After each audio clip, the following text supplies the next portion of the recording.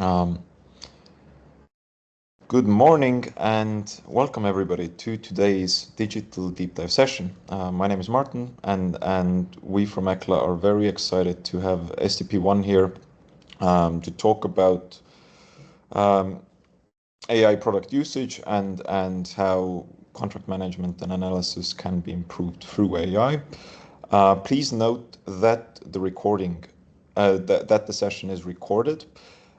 If you would like to ask any questions, feel free to either use the raise hand function, use the chat box, or we can also enable your cameras and microphones at the end of the session. And without further ado, I'll give the floor to Scene. Thank you very much, Martin. And hello, everyone. Welcome to our first SDP1 hosted ECLA webinar. Last year, we did a couple of them. We talked a lot about AI, and this first session will be a very deep dive into a practical solution. How can AI detect, for example, hidden risks in your contracts? My name is Sine, and I will be your host during this session. As Martin also mentioned, if you have any questions, please drop them in the chat box or raise your hand and we can unmute you and you can just ask your question live. A quick Scene. agenda. Well, just Yes, just yes. very quickly, could you take control of the presentation as well? Yes, of course, Mm. Martin. All right. But All right. normally everyone can see the agenda. Yes. Okay, thank you. So quick agenda for today. We will welcome everyone, what we already did, and we'll have a quick introduction of our experts of today. We have Yves and Felix. Second part is we'll dive into today's biggest problem regarding contract reviews. We, of course, also have a solution that we will also live demo today, and then we'll close off with answering all your questions and having a future outlook on what AI can do in the future. So first of all, meet the experts. At least one familiar face, the other one maybe not so familiar. Welcome Yves and Felix. Maybe Felix, you can introduce yourself quickly to the audience first. Absolutely, yeah. So Felix Rosbach, I'm with SDP since last year, heading up the product management here at SDP, having a background in software as a service software as well, in governance, risk and compliance, cybersecurity, data protection. And now with SDP, yeah, really looking forward also to bring forward our corporate legal and the AI capabilities in this market. Yeah, and really looking forward, hopefully, also to give you some value with this presentation. Thank you, Felix. Welcome. And then we also have Yves Lefebvre. Yves, already a very trusted speaker during this ECLA webinar series, but please introduce yourself also to the audience again.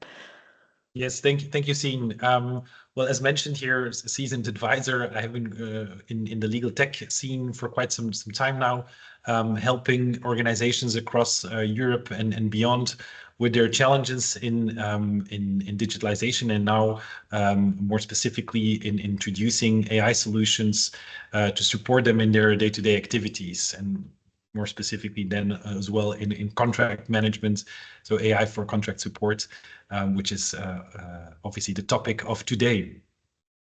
Thank you. Welcome.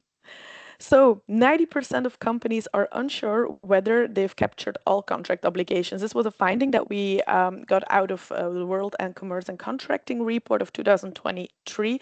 It's a statement to kick off this webinar. Felix, can you maybe give your short opinion about the statement that came out of the research that companies are so unsure whether they captured all contract obligations? So actually, after looking at it the first time and checking out the research a bit, I was wondering what the 10% are doing actually to be so sure that they get all the contract obligations.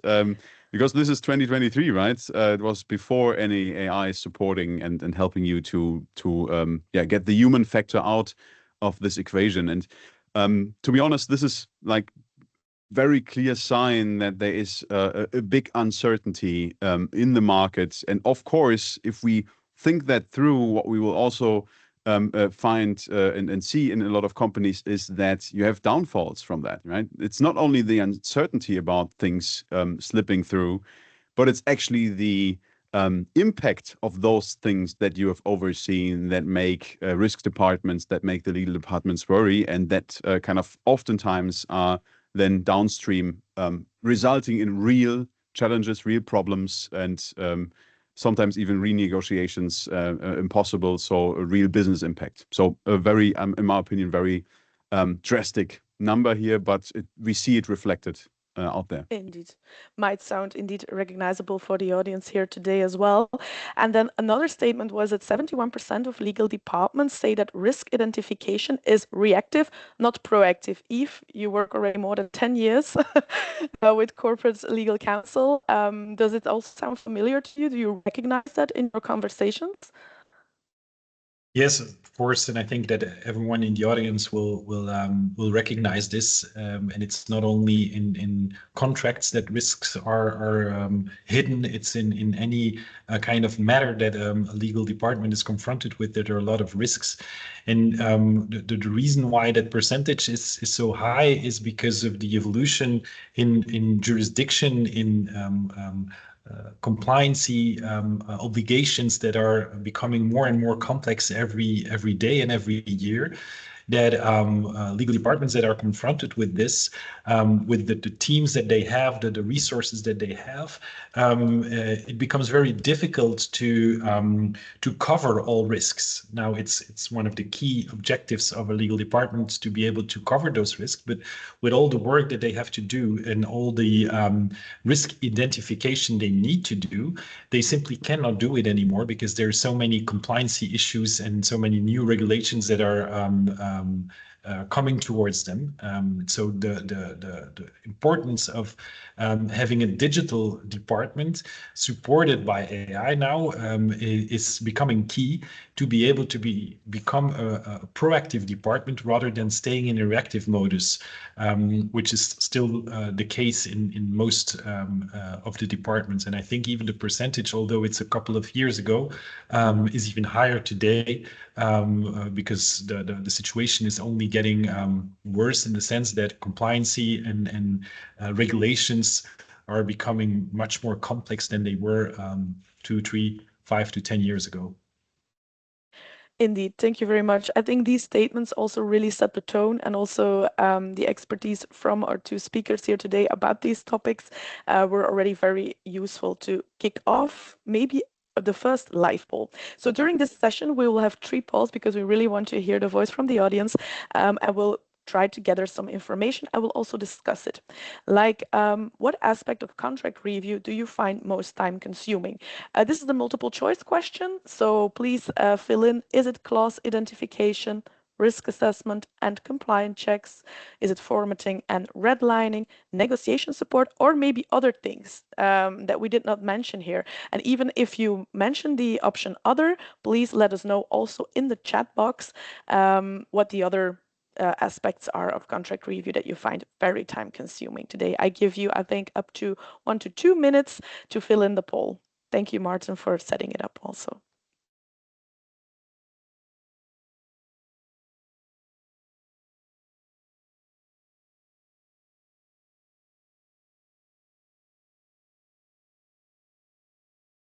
I already see that everyone is voting. I think it will be very interesting to see the outcomes.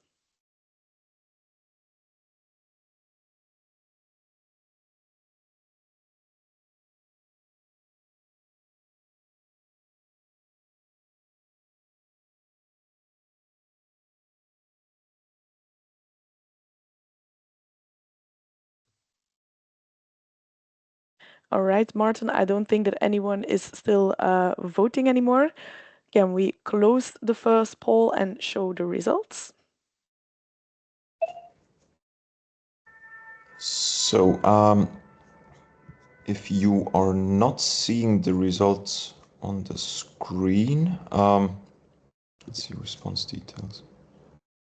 Okay, then I'll just need to say them out loud if they don't show up for some reason. So we're clause identification at 11%, risk assessment at 32%, compliance checks at 18%, formatting and redlining at 21%, negotiation support at 14%, and other at 4%.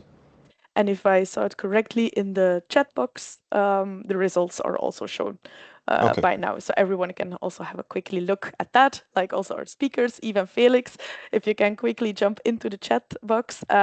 We see the biggest votes got the risk assessment, and then second place formatting and redlining, and third place compliance checks. So Felix, are you surprised by these results?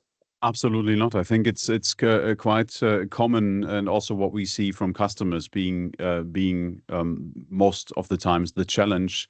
As we know, risk is quite a individual but also fluid thing. Yeah. So as risk, especially in those legal documents, can't oftentimes easily be measured or identified based on hidden clauses, based on some underlying assumptions and cross checks, and we will hear a little live story from Eve, I think, later on, of what risks can even be in documents that you wouldn't even think of. That's absolutely understandable. Also, the formatting and redlining, I think the manual effort involved in doing this and spending time on actually going through the documents. We see with some of the clients having very extensive long contracts. Yeah, we're not only looking at NDAs, for example, here we are looking at proper negotiations happening and identifying the right places in the document, redlining the right items. I think absolutely understandable, and I think it's really cool to see more and more how these kind of core tasks can be supported by AI, and we will talk about that in a second, and where AI is actually attacking and really coming for a high production impact here, a productivity impact for these exact use cases that are flagged here. Maybe Eve, if you want to add on to my comments. Well, I have nothing or not much to add to that, Felix. I think the result being risk assessment as being the most important here in the result of the poll is indeed not surprising, as we just discussed before, and will further in the webinar discuss this, because this is the major issue or the challenge that legal departments are confronted with, is the capability of discovering hidden risks also in contracts, contradictions and so on, that are not easily detectable by a manual check, let alone if you outsource it to the operations or to the business, if you want to focus more on content work, so that the risk detection becomes a key issue if not supported by technology. So that's one of the key elements why this webinar is so key and so interesting today. Thank you both. We also noticed that there was one person who also ticked the box other. So please let us also know in the chat what other aspects of the contract review process you find most time consuming and that we might have missed in our poll here. So now let's dig into the big problem, the hidden risks in contracts. We've listed a lot of them. Eve, it's a long list of hidden risks in contracts. Can you maybe quickly explain a little bit what the hidden risks look like and go through it? Yes, of course, Sien. So when we talk to our customers in different kinds of industries, or in all kind of industries, actually, in different companies, sizes of companies, it actually doesn't matter. It always comes down to the same. The responsibility of the corporate lawyer, of the counsel that reviews a contract, is to detect potential risks for the organization. But as you just mentioned, there are a lot of hidden risks in contracts. And of course, you might have the typical elements that you'll check, like liabilities or disputes or penalties. These are easy to get out of a contract. Now, hidden risks, like risks that are described in different clauses or in different locations, where you're not always, and with different wordings, where you're not always capable of detecting that they're linked to each other, so that if you discover in one clause something, but you miss something that is also on the same topic in another clause, that can give a big issue in compliancy afterwards, or in a risk when contracts are terminated, for example.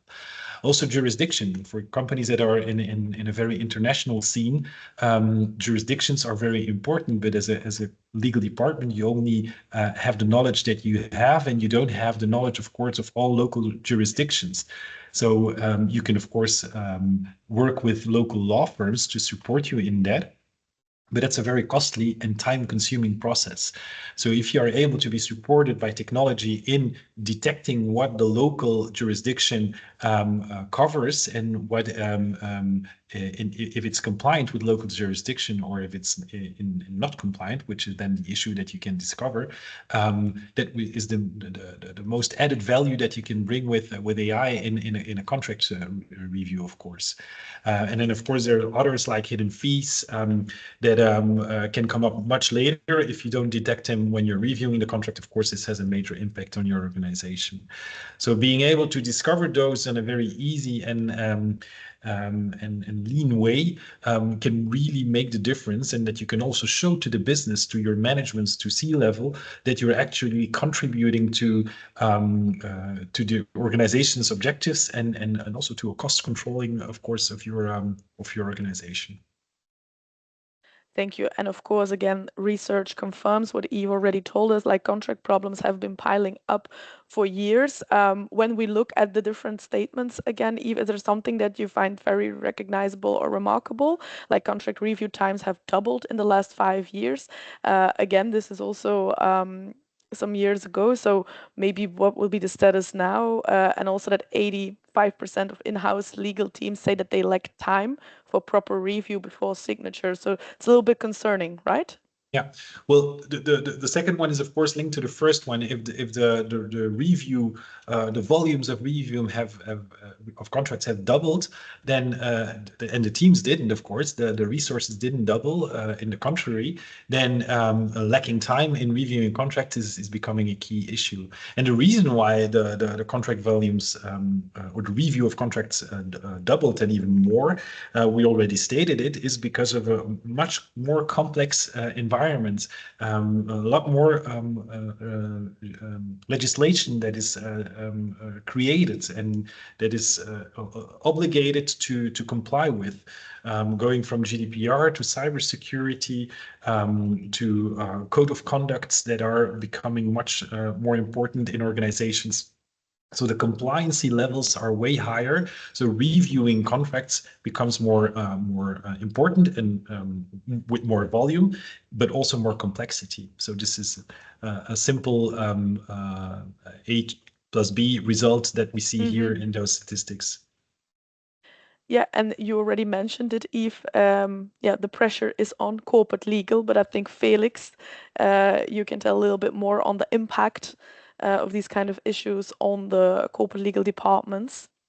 Yeah, absolutely. So I would like to tell a little story also. We had a couple of weeks ago, we had a wonderful workshop with one of our customers, with the entire legal team and even the procurement teams joining for a session, which was really cool. Also to see again and again how things are actually working in those legal teams. And there's one sentence that stick with me since that workshop, which was the legal team is becoming much more of a very networked central part of the organization versus being a service team oftentimes in the past.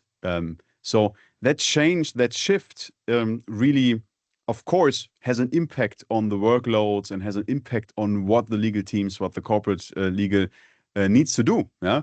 Because more and more it becomes a core step of every workflow when it comes to procurement, when it comes to even innovation and partnerships, and companies seeing the risk and being much more intuitive or involved in managing the risk that even comes from the legal aspect from the contracts. And of course, that increases the pressure. On the other end, there's a couple of market streams, and Eve mentioned that, market developments that also put more pressure on the legal teams. One of which is maybe you are in a highly regulated market. Of course, those regulations are becoming more stringent or becoming more more complex, which has an impact. But also we are living in Europe, right? In Europe, things are regulated. We see the EU AI Act, we see GDPR, we see this, we see that coming into play and having an impact on contracts. And maybe you're in an international business. And of course, those partnerships that go transatlantic now have a completely different setup where you have to manage risks. And on the other end, what we have also learned from customers is the budget for legal, as well as the justification, is becoming more and more complex, because companies are then asking, why am I not outsourcing? What can the corporate legal team tell me? How can they justify what they are doing? Can they track their times? Can they show what value they provided in this process? And that puts more pressure on the legal teams to really manage those risks in a cost efficient and timely manner. Yeah. So if we jump to the next one. Yes. There we go. Because this is also, I think, something that comes out of everything that you've already said, Felix, like so much pressure on corporate legal, but also the processes that they still have in place. For example, for contract reviews, they are still very manual. And that also falls short. Do you have anything maybe from the experience with clients that you can share about this as well? Absolutely, yeah. So the inconsistency is oftentimes a big challenge, because you, in essence, have many different team members in your legal team, oftentimes with different skill sets, different experience, different backgrounds. And that gives you, from a process perspective, if you really want to manage risk, a hard time to have a replicatable outcome, yeah, and really some outcome that you can trust. The other one is risk of human error. And I mean, this is not specific for the industry or for the profession. This is everywhere. Yeah, wherever you have a lot of repetitive tasks, like having the same contract or the same type of contract 10, 20, 30 times a day, maybe even, or where you have a lot of workload in short amount of time, human risk and the human factor is increasing. That's quite a simple rule. Because you start overseeing things, you start to have less time to really go into detail. And funnily, and maybe not even funnily, but kind of interestingly, the highest risk items in the contracts are usually the ones that need the most time and the most expertise and the most focus to identify and to work through, which is unfair. Yeah. It's really unfair, yeah, because you see the simple things you go through, but the highest risk you don't find. Yeah, and of course the manual review from another perspective, looking at the future and looking at how far we want to go with automation. As soon as you have a manual step in a process, it becomes the cost factor. Yeah? And reducing the manual steps, reducing the manual efforts is really a key goal to make a legal department efficient. And of course, yeah, you can't even deal with peaks. Yeah, so we know a couple of industries where you have not a fun, the cool situation that you have the same amount of contracts to be reviewed every day and every month, and it's very linear. Rather, you have peaks of certain activities from the marketing department, maybe from a certain acquisition, whatever, where if you have too many manual efforts in the team to review the contracts, you're not staffed for those situations, because you can't kind of have a couple of people on the team idling around for the lower periods of the year and then waiting just for the peaks. So it's a kind of a game that you have to play somehow, which is, how can I reduce the manual effort so the peak doesn't have as big as an impact on workload? Yeah. And then there is AI, of course, Felix, to help them outperform. Maybe something else to say about this before we jump into a new live poll. So there is AI to help our corporate legals with the contract reviews and, of course, other stuff in their departments. Anything to add before we jump into the live poll? Yeah, absolutely. I mean, generally speaking, we will talk about AI even more in more detail. But there's a couple of key facts that make AI such a perfect fit. And we know AI is on the move. It's a buzzword.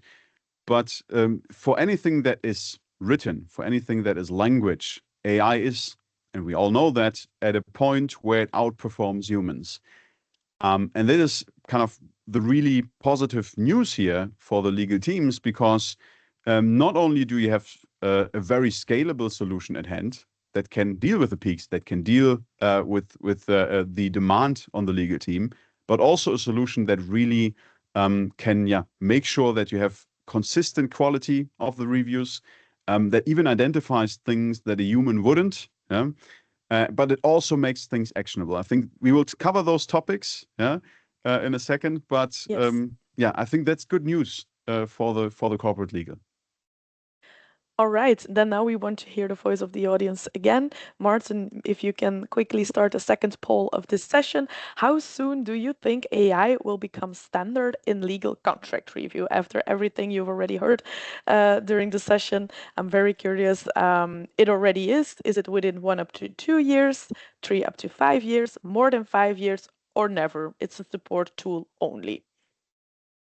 So please vote. And then our experts will also give their expertise on the results. All right, everyone is heavily voting. I can see that. Giving them a couple more seconds. All right, Martin, I think we can close the poll. And the biggest result that I see, so also for the experts, you can find it in the chat box, is within 1 up to 2 years. So I think, 58% voted for that option. Then on the second place, it already is, so that corporate legals are already using it, the legal contract review with AI in their department. And there were no votes for more than 5 years or never. So Felix, what do you think of these results? I think it's pretty much in line with what we also have on our radar.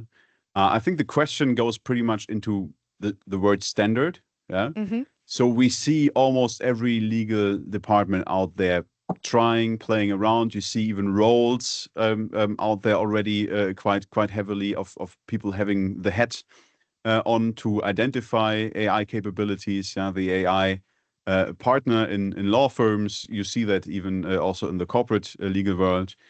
So they all are actively looking for solutions and trying to embed them in the workflow. In terms of standards, I think we are in the phase of those being developed and identified and being communicated in the market on events. And so I think, yes, in 1 to 2 years, we will see this being normal and the standard. Thank you. Yves, do you have anything to add, or do we jump immediately to the next? It's not surprising, but on the other hand, it's great to see this evolution. If we would have done this poll, and we did, I think a year ago or 2 years ago, this would have looked very different. Yep. Now, every legal department in every kind of organization is dealing or investigating AI. So everybody, in my opinion, is well aware of the importance of introducing AI. But what we still see is that there's there are a lot of questions in how can AI support me, and I think this webinar here and what we'll see in a minute is very important to understand how it can actually help you and how it can bring added value to you as a council, and as a department, but also to your organization. Indeed, and that's what you mentioned, Yves. Now we'll dig into the solution to all the contract review problems. As it has already been mentioned, AI's growing role in life and business, we don't need to deny that anymore. From daily tasks to boardroom decisions, AI is rapidly transforming the way we live and also work.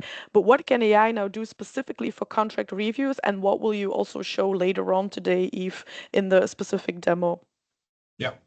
Well, I think this slide very well summarizes the actual added value that AI can bring to you today, with tools that are on the market that actually help you in streamlining reviews.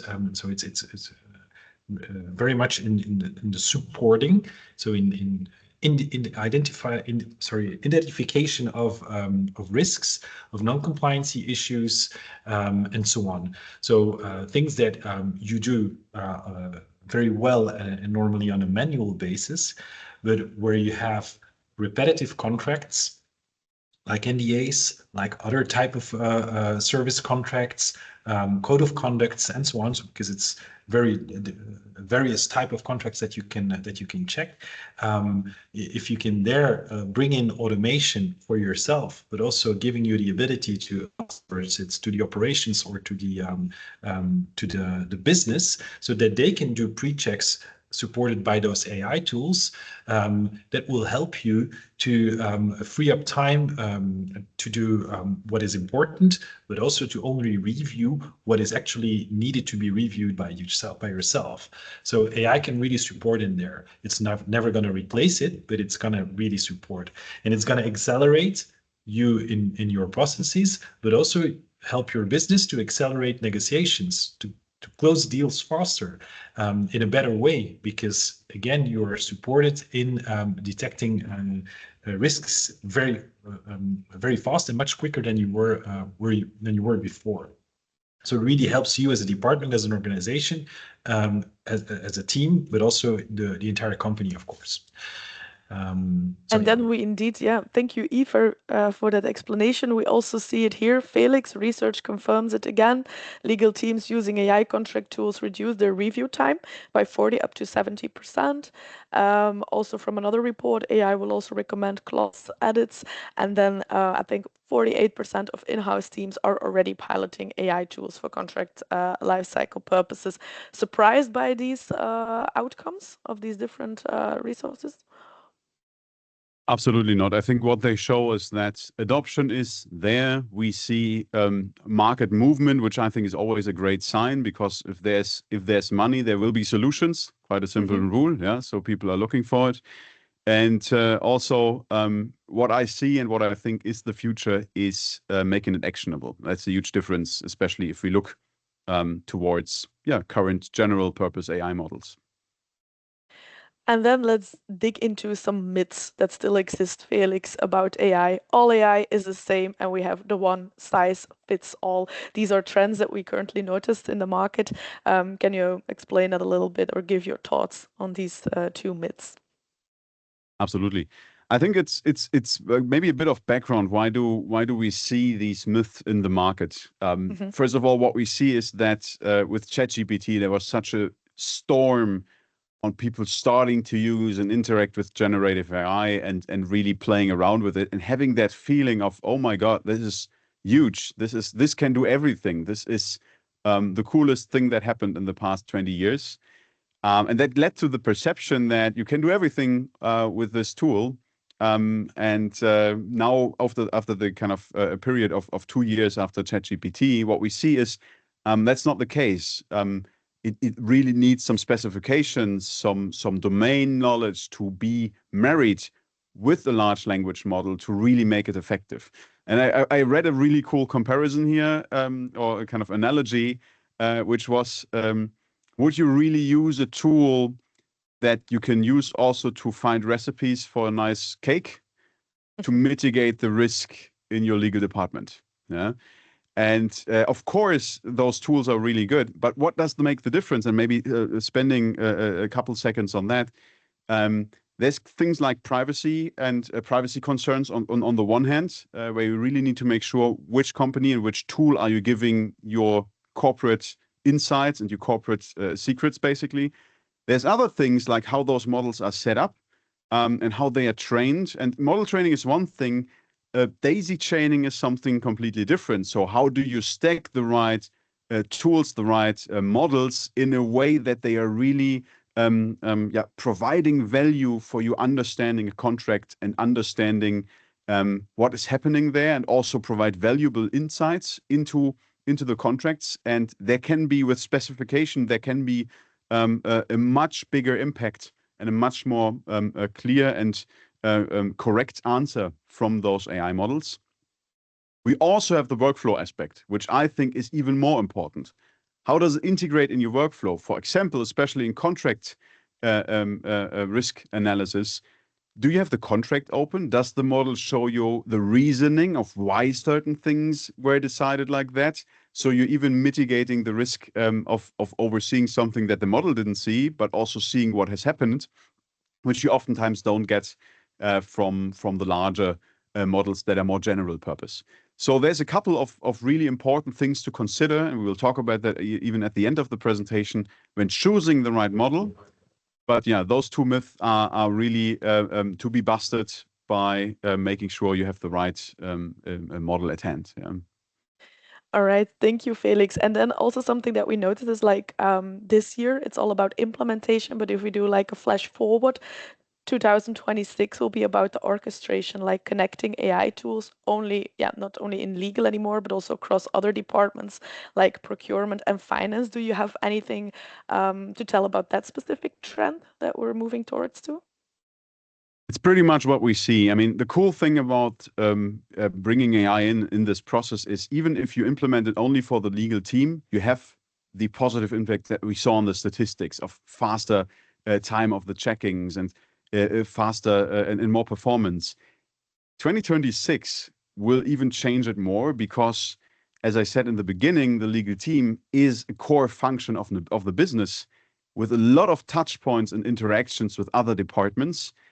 And the moment you can use AI to streamline these connections and not only improve the work inside of the legal team, but really make sure that even the input from other departments is processed faster. They can do something in self-service, maybe even taking the tool that you have and doing a first check, for example, will make things so much easier for the legal department. So that's the road forward. And I think it's quite exciting. And to make it even more easy for the corporate legal department, Felix, would it have been nice that they have like a legal twin, a clone of themselves just sitting next to them on the desk that can help them with all their issues? I think you can briefly introduce the AI-powered legal twin, the tool from stp.one, and what it specifically can do. And later on, Eve will show it live, what it can do for contract reviews. Absolutely. So yeah, STP made the decision very, very early on. Actually, one of the reasons why I wanted to work for STP is it A, is in an industry where AI has so much impact, and B, the company is really going forward with making AI actually having an impact and really integrating it into the workflows of legal teams. And that's I think a really cool movement.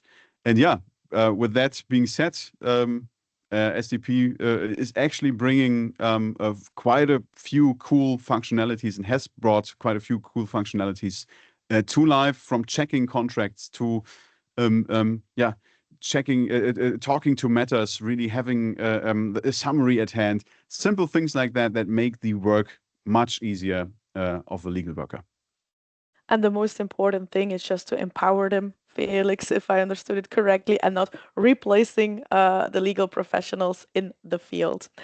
All right, let's jump into the last poll of today's session, and then Eve can also start preparing to show us one of the most promising AI tools regarding contract reviews. But first, Martin, can you kick off the poll? A question that we have after all these relevant insights you got from our experts: do you trust AI to identify all critical legal risks in a contract? Yes, with proper training and oversight. Partially, it needs human review. No, too many nuances for AI to catch, or not sure. Please share with us your votes, and then our experts will also give their opinion on the results. And afterwards, we'll dive into a live demo of an AI contract review tool.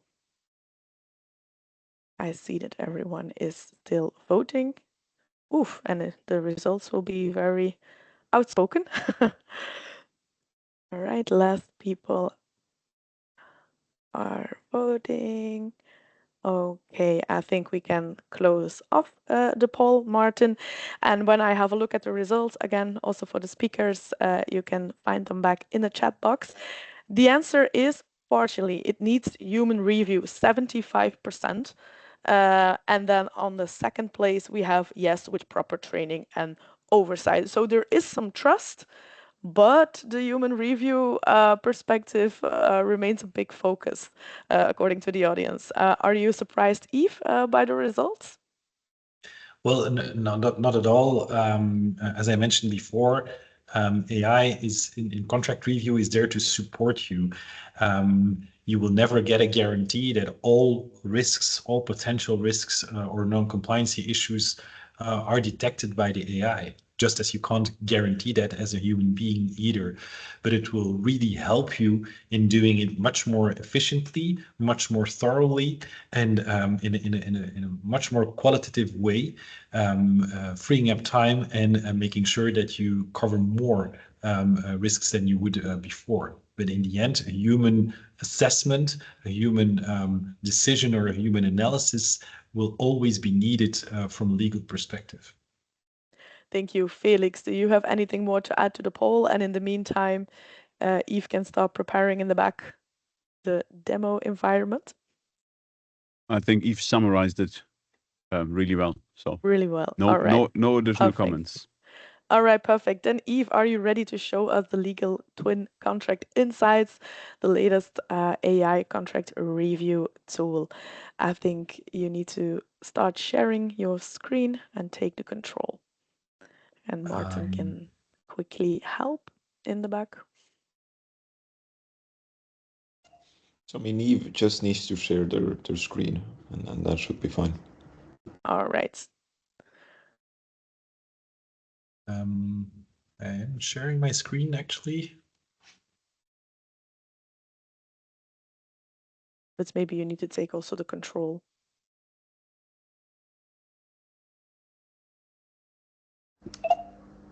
Can you try sharing it again then now? I closed the presentation.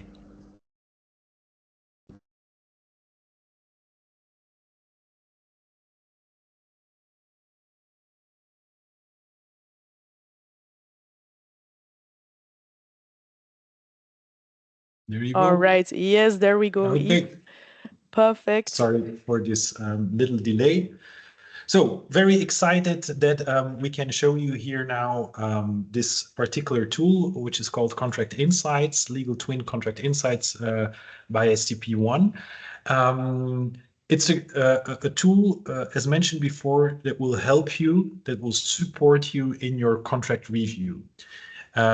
Contracts of any type, in any kind of industry, but also any kind of jurisdiction. So the tool offers two main possibilities in analyzing, in reviewing your contract. That is the smart check here on the left side and the playbook check.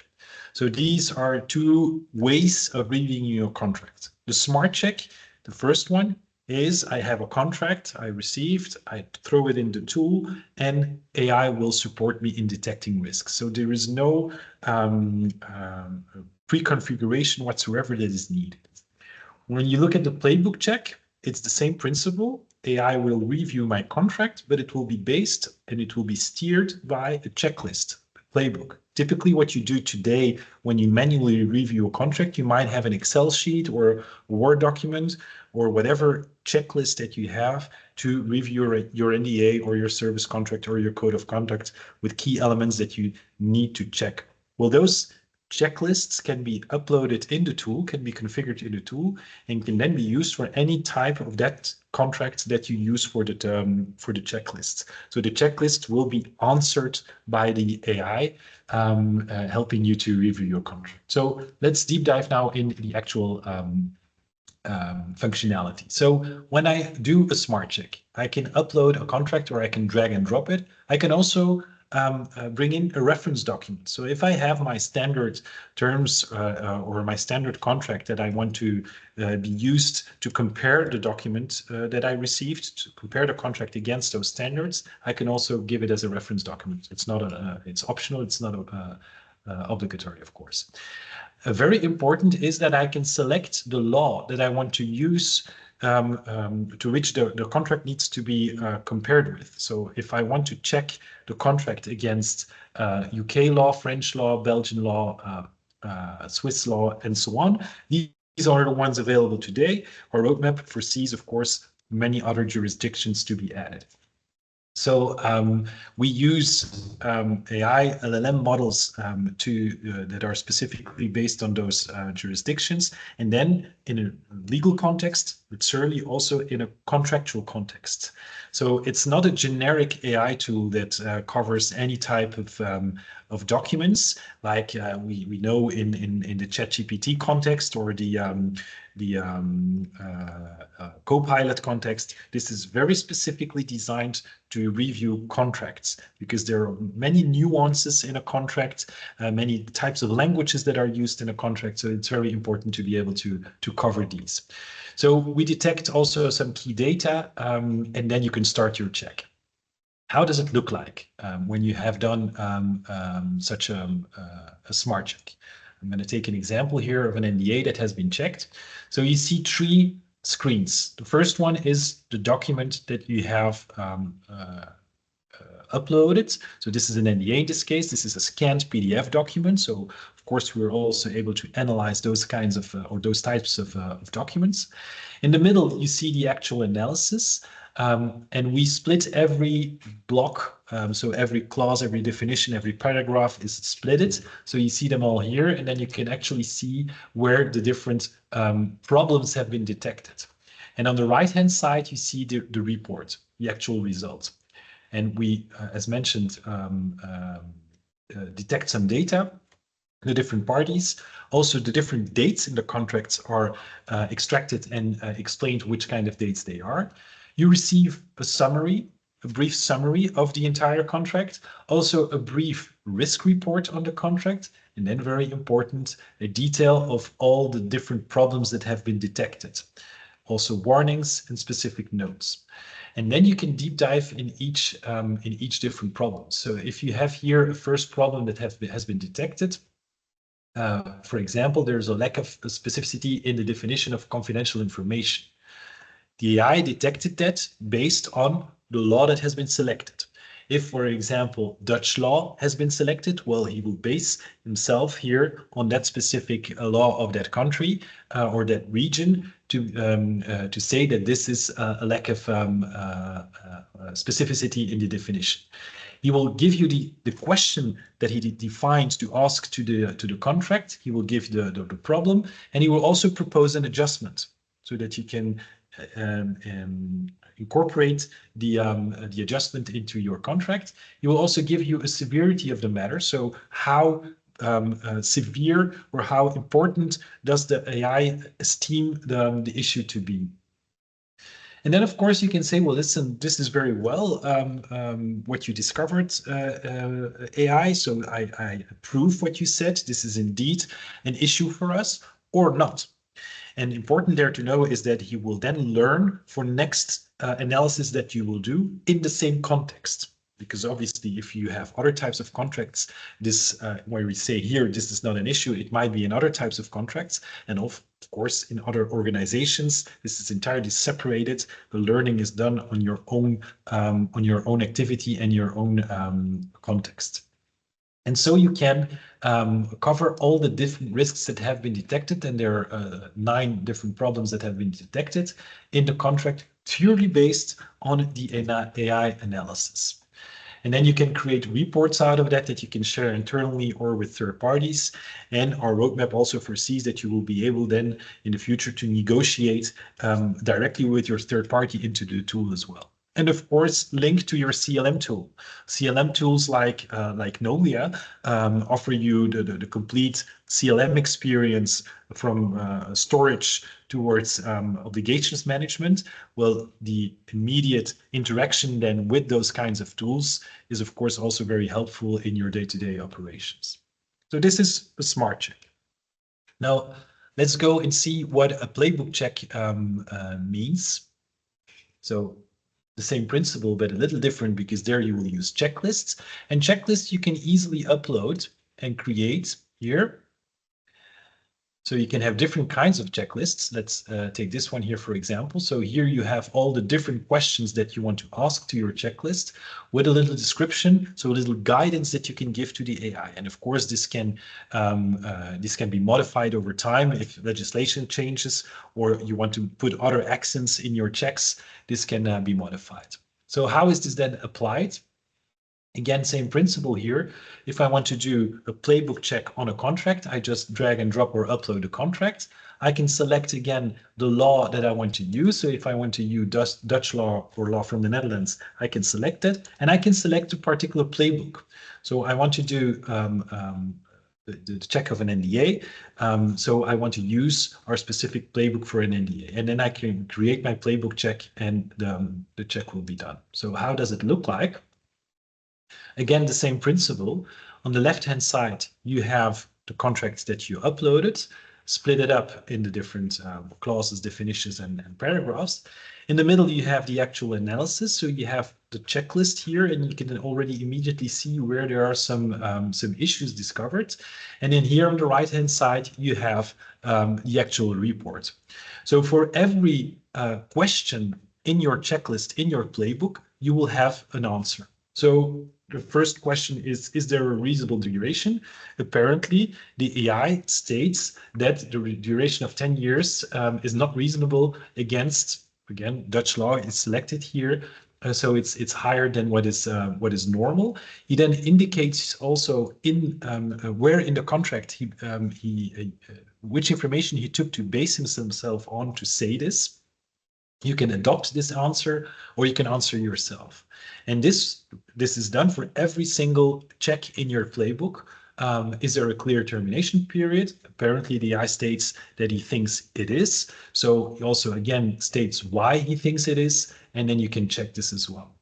So this enables you as well to, for example, for typical repetitive NDA checks, to give this to the business, to salespeople, or to people from procurement, or to people from other departments that can do those checks themselves because they have a predefined playbook check that is designed by the legal department.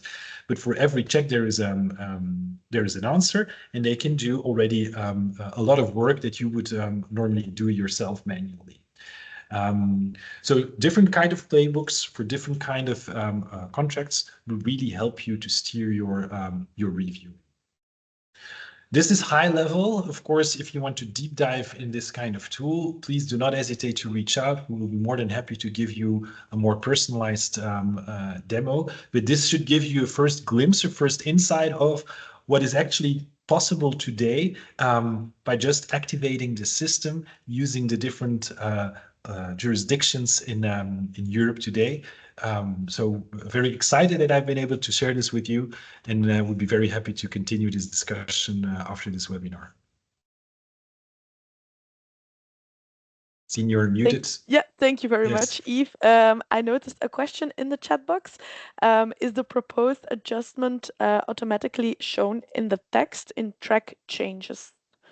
So this will be done in a very short notice. This is not yet available in this version, but this is coming up, so that the proposed adjustment will immediately be injected into your contracts, into your Word document in that case, so that you have your track change, your markup immediately in the document. All right, thank you. I look also at the time. Martin, is it maybe possible that we share quickly the presentation again? If anyone else has some questions, please do not hesitate to drop them in the chat box below. And then we will quickly tackle one topic still, Felix, like how can they choose the right AI for the right tasks? Let's quickly go back to the slides that we had. Oh, we had the demo. There we We're go. at slide 25. Yes. Let's go to this one. Yeah. So first of all, what Yves also mentioned, if you want to have a more personalized demo, you can book it. We dropped the link in the chat box below. We will also send the presentation to you afterwards in a PDF file where you can also quickly go to the differences between legal twin contract insights and, for example, tools like ChatGPT. But Felix, can you maybe also, to close it off, give some tips and tricks on how now they need to choose the right AI tool for the right tasks? Absolutely. So let's make it really quick. 5 points for whatever AI tool you're using that are generally kind of valid in the business context. First is watch the use case. As I said, don't choose a multi-tool. If you have a clear use case that you want to cover, there is usually much better fit if you pick a tool that is really prepared for this. Second one is stay in control. Make sure that, especially in risk mitigation use cases where that we see right here, right now, there's no processing in the dark happening, or you just get a summary of what you need to change. You really should have the contract at hand or whatever you want to check. The third one is ensure compliance. This is a really important topic, privacy compliance, GDPR, EU AI Act, especially with the tensions we see there in the markets and politically. The fourth is for the best outcome, choose a solution that is dedicated to what you need to do. And that is also really a good fit for your configuration and for your setup, in terms of make sure that the solution allows you to pre-configure and train it to your environment. So it is not all the time in the next 2 years doing the exact same thing, but you can, for example, as we just showed, create playbooks, and it becomes a tool that adjusts to what you need to do. And the fifth point, make sure it integrates in your workflow. Otherwise, your team members won't use it. So it must be easy to use, and it must work seamlessly so they understand the value of it. Thank you, Felix. All right, we have some minutes left. If people have any questions, please do not hesitate to drop them in the chat box, or if you want to raise your hand and ask your question live to the experts, that's also possible. And then we have just one ending quote of this session: say yes to success. Eve, maybe you can quickly repeat the benefits of Legal Twin Contract Insights, and if they want to see it live in action for themselves, that they can schedule a demo. So the floor is yours for the last time this session. Yeah, sure. Thanks a lot, Sien. I hope that we were able to give you some insights on how it can actually help you today, with the different aspects that we covered, but certainly with the tool. And maybe very important to underline here, if you want to start with Legal Twin Contract Insights, it's a matter of just subscribing to the tool and activating it. So there is no long implementation process. This is a securely, of course, a cloud-based tool, entirely in Europe. So you have the whole compliancy with all regulations and security guarantee on data. But it's very easy to start with. Smart checks, there's nothing to do. Playbook checks, the only thing that you need to do, and of course we can assist you in that, is just configuring your playbook. But it's just entering the checklist in tool and you're up and running. So the seeing the benefits of this tool can be instantly. So do not hesitate to reach out to have a more in-depth demo and to discuss how you can start using it in your team as a single person, or maybe for the team, and maybe in a later stage for your colleagues in operations and in business as well. And I think we underlined sufficiently the benefits for you as a council, for you as a team, but definitely to support your organization in their objectives as well. Thank you very much, Eve. And I think the aim of all our webinars is, of course, to simplify legal work. We're very happy that you were here with us today. And please also keep an eye on the ECLA webinar series, as we might have some other very interesting sessions for you coming up. Second one is already in June. Felix, do you have anything else to say to close off today's session? No, all the best. I think thanks for joining.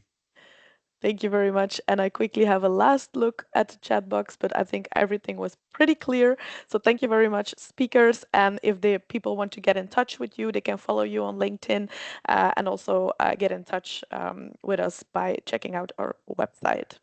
Thank you. Oh, there is someone who raises their hand. Can we unmute Martin, the person who raised her hand, or is the hand already down? I think the hand is already down. Okay, the hand is already down. No problem. If the person who raised their hand still has a question, do not hesitate to drop it in the chat box here, or just contact us afterwards. We see the question. Accidentally hit the hand. Okay, no problem, Esther. All good.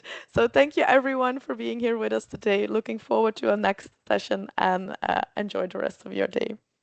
Bye. Bye-bye.